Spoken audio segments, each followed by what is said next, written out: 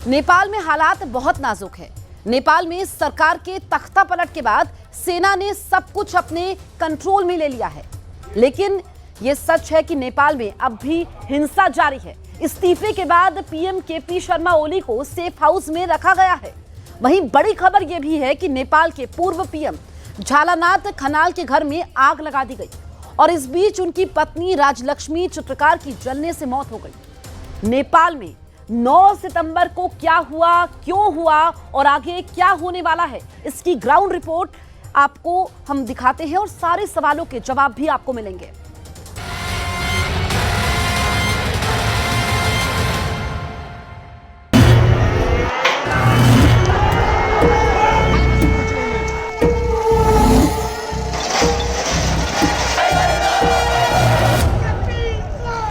तस्वीरें हम काठमांडू से दिखा रहे हैं, जहां पर कि हालात अभी भी तनावपूर्ण बने हुए हैं। नेपाल का झंडा चाहिए, एमएलए कांग्रेस नहीं चाहिए हमको। नेपाल का देखिए, इनकी मांग है नेपाल का झंडा इन्हें चाहिए। सरकार के 2 बड़े मंत्रियों ने इस्तीफा दे दिया है। प्रधानमंत्री के इस्तीफे की मांग जो है वो लगातार चौतरफा की जा रही है।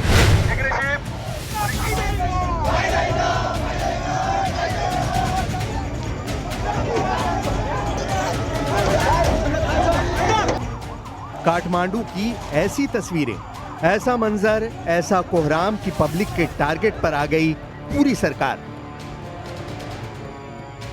राष्ट्रपति का इस्तीफा, प्रधानमंत्री का इस्तीफा, उनकी पूरी सरकार का इस्तीफा और फिर सब कुछ सेना ने टेक ओवर कर लिया। लेकिन इससे पहले 24 घंटे के अंदर क्या हुआ, नेपाल पूरी दुनिया को दिखा रहा है। 8 सितंबर को काठमांडू में प्रदर्शन शुरू हुआ। 15 से 20 हजार नौजवान काठमांडू के सेंटर में जमा हुए। इस दौरान पुलिस से झड़प हुई और इसमें 22 लोगों की फायरिंग से मौत हो गई। 400 से ज्यादा लोग घायल हुए और 24 घंटे के अंदर नेपाल के प्रधानमंत्री को इस्तीफा देना पड़ा। 24 घंटे के अंदर पब्लिक ने नेपाल की सरकार का तख्ता पलट कर दिया।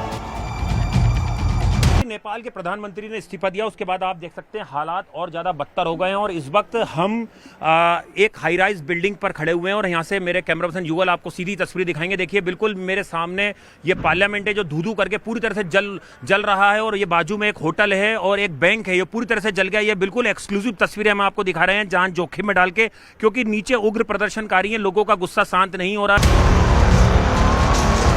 नेपाल की संसद को जला दिया।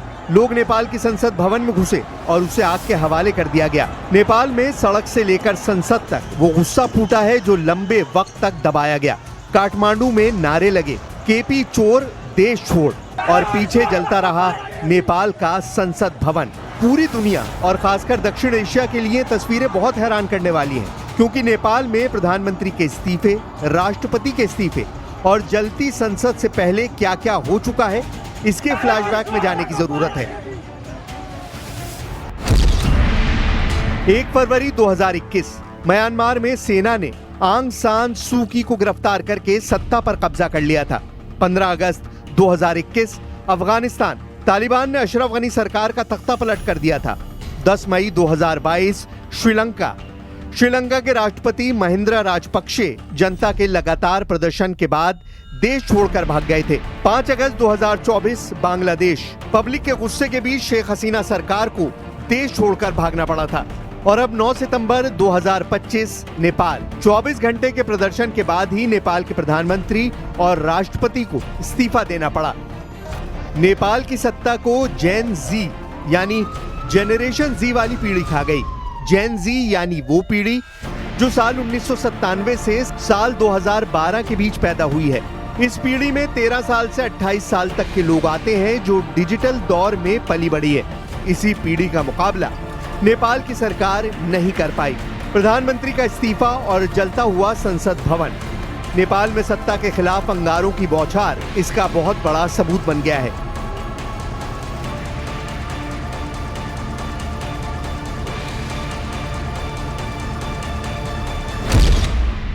नेपाल की राजधानी काठमांडू में 3 बहुत ही खास इमारतों पर प्रदर्शनकारियों ने कब्जा कर लिया।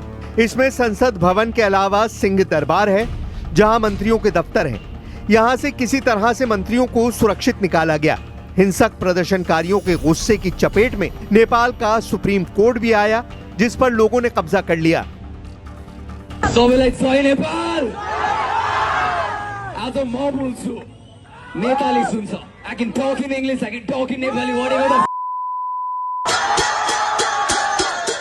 everyone listen. छातीमा गोली खाएको छु। यहाँ पनि गोली खाएको छु, मेरो चस्मा फुट्यो। I give this, मैले प्रपर डकुमेन्टेसन बनाएको छु। यो मेरो रगत हो, नेपालीको रगत हो। नेताहरूले बगाएका छन्, right? We are going to stand together, every single one of them. Are you with me? यो जेनजीको बोली हो। जेनजीहरू को छन् हात उठाउँ त। Yeah, once more, Gen Zs. Fucking मैले रगत बगाएको छु, राइट? यो रगतको आँसु एक दिन तिनीहरू बाँच्छ, तिनीहरू बुझ्छन्। 2008 में राजशाही से लोकतंत्र में तब्दील होते हुए नेपाल को पूरी दुनिया ने देखा। वो दौर भी काफी हंगामेदार रहा, लेकिन डेमोक्रेसी तक के उस सफर में भी नेपाल ने ऐसे दर्दनाक मंजर नहीं देखे थे। नेपाल में एक और संकट ये भी है कि राजशाही खत्म होने के बाद कोई भी सरकार 5 साल का कार्यकाल पूरा नहीं कर पाई है। अब 2025 में नेपाल की पब्लिक का क्रोध हर रिकॉर्ड तोड़ चुका है और इसका सबसे बड़ा शिकार यहाँ की सरकार, यहाँ का सिस्टम और यहाँ का वो हर हिस्सा बना है जो सत्ता से जुड़ा है।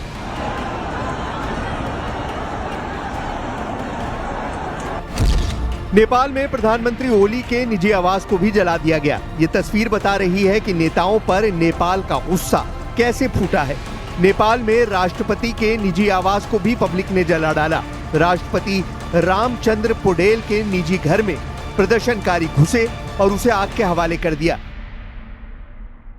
देखिए मेरे पीछे ये नेपालगंज का बीपी चौक है और यहाँ पर नाराज जो लोग हैं, जो युवा नाराज हैं, वो पीछे जो है केपी ओली की मूर्ति लगी है उसको तोड़ने की कोशिश कर रहे हैं। उनका गुस्सा है लगातार, इसको दिखलाओ ये जो है किस तरीके से जो लोगों में गुस्सा है वो अब सामने आ रहा है। इस वीडियो को देखिए जिसमें नेपाल के वित्त मंत्री विष्णु पौडेल को दौड़ा दौड़ा कर पीटा गया। ये वीडियो सोशल मीडिया पर वायरल है और इससे अंदाजा लगाया जा सकता है कि सरकार को लेकर गुस्सा कैसे फूटा है। सड़क पर जान बचाने के लिए भाग रहे नेपाल के वित्त मंत्री और उनका भेड़िए की तरह पीछा कर रही पब्लिक। नेपाल में पूर्व प्रधानमंत्री शेर बहादुर देउबा भी इसी गुस्से से नहीं बचे। घायल हालात में उनका वीडियो वायरल हो रहा है। उन्हें प्रदर्शनकारियों ने घर में घुसकर पीटा है। उनकी पत्नी आरजू राणा भी घायल है। इसके अलावा प्रदर्शनकारियों ने नेपाल की राजनीति के सूरमा बने पूर्व प्रधानमंत्री पुष्प कमल दहल प्रचंड और संचार मंत्री पृथ्वी सुब्बा गुरंग के निजी आवासों को भी जला डाला है। नेपाल में ऐसी आगजनी पहले कभी नहीं देखी गई। नेपाल में वही आग लगी है जो दक्षिण एशिया में कई और देशों को जला चुकी है।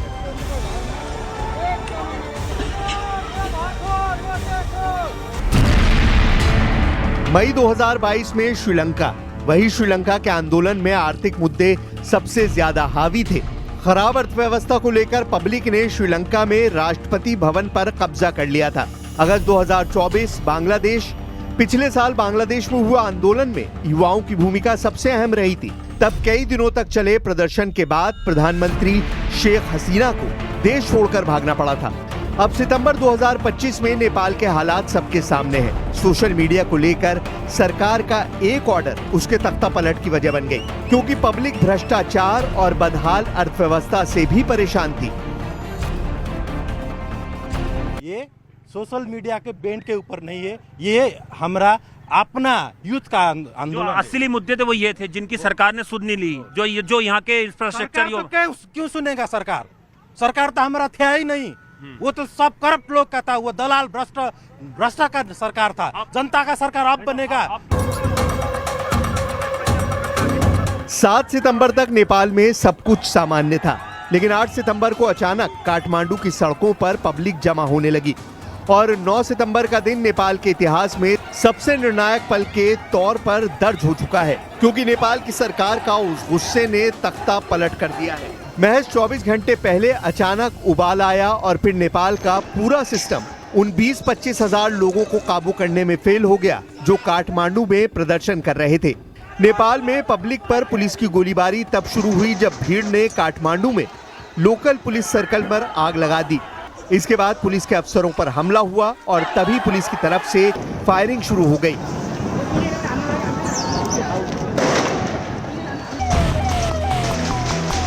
नेपाल के नौजवानों का गुस्सा यहाँ के निष्क्रिय राजनीतिक ढांचे को लेकर काफी वक्त से उबल रहा था।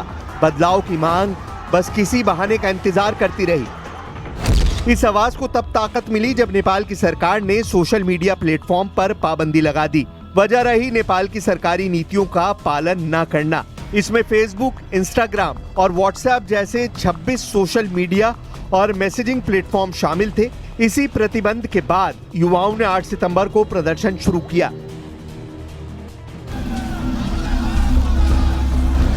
ये मुद्दा ऐसा बहाना बना कि सरकार पर भड़की हुई पब्लिक काठमांडू में इतनी बड़ी तादाद में जमा हो गई कि उस पर काबू पाना मुश्किल हो गया। नेपाल की भड़की हुई पब्लिक के सामने मुसीबतें कैसे पहाड़ बनती गईं, वो समझिए। नेपाल में आए तूफान की जड़ सिर्फ सोशल मीडिया पर पाबंदी तो नहीं है, इसके पीछे कई वजह हैं। नेपाल में इस पब्लिक के गुस्से के पीछे भ्रष्ट सिस्टम और नेपाल में फैला भ्रष्टाचार रहा। नेपाल की बदहाल अर्थव्यवस्था और नेपाल में बढ़ती बेरोजगारी इस गुस्से की वजह बनी। नेपाल में बढ़ते भाई भतीजावाद को लेकर ये गुस्सा और तेज हो गया। 8 सितंबर को पुलिस फायरिंग में कई लोगों की मौत के बाद लोगों का गुस्सा और भड़कता गया और 9 सितंबर को लोगों ने संसद भवन पर चढ़ाई कर दी।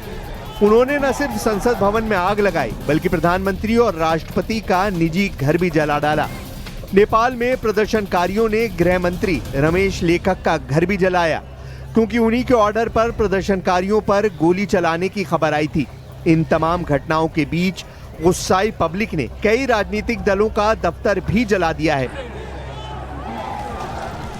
नेपाल में बड़ा राजनीतिक संकट ये भी रहा कि 2008 में राजशाही खत्म होने के बाद नेपाल में स्थिर सरकार नहीं रही। 2008 के बाद से नेपाल में कोई भी सरकार 5 साल का कार्यकाल पूरा नहीं कर पाई है। नेपाल में भ्रष्टाचार के मामले भी उठते रहे हैं, लेकिन कभी कोई निर्णायक एक्शन न होने से अब पब्लिक एक्शन दिखाने पर मजबूर हो गई। नेपाल में 15 से 24 साल की उम्र के बीच के युवाओं की तादाद बहुत ज्यादा है और इस वर्ग के पास नौकरी के मौके भी काफी कम है क्योंकि बेरोजगारी नेपाल में बड़ा संकट बनकर उभरी है। बची हुई कसर नेपाल की सरकार ने पूरी कर दी जब उसने नौजवानों के बीच पॉपुलर सोशल मीडिया को बंद करने का ऐलान कर दिया। अब देखना है कि नेपाल में आगे क्या होने जा रहा है। सेना ने सब कुछ अपने कब्जे में ले लिया है, लेकिन आगे नेपाल का नया नेतृत्व कैसा होगा? क्या ये नेपाल की चुनौतियों से मुकाबला कर पाएगा? और सबसे बड़ी बात, जिस मकसद को लेकर यहाँ के लोगों ने नेपाल में तख्ता पलट किया है, क्या वो हासिल हो पाएगा?